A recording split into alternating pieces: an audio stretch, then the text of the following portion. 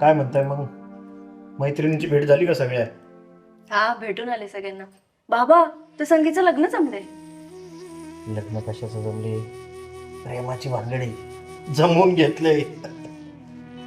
अगं मीच गेलतो मध्यस्थी करायला. अच्छा. खाली खाली जाते ते. अगं बस, किती पाय दाबशील आता?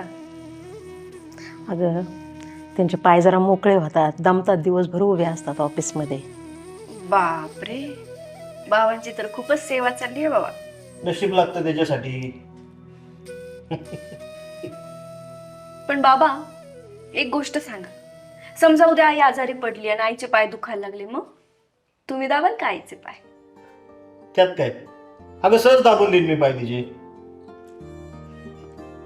पण मग तुम्हाला असं काही वाटणार नाही का, की म्हणजे लोक काय म्हणतील, किंवा बायकोचे पाय दाबतोय नवरा वगैरे असं? लोक काय म्हणतील याचा विचार मी कशाला करू? आणि मी काय लोकांना सांगत फिरणार आहे का बायकोचे पाय दाबत होतो मी? अगं नवरा बायकोच्या गोष्टी आहेत, चार भिंतीच्या आतच राहतात ना.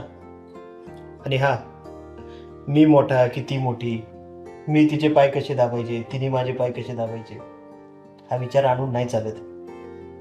संसारामध्ये कोणीच मोठं आणि छोटं नसतं.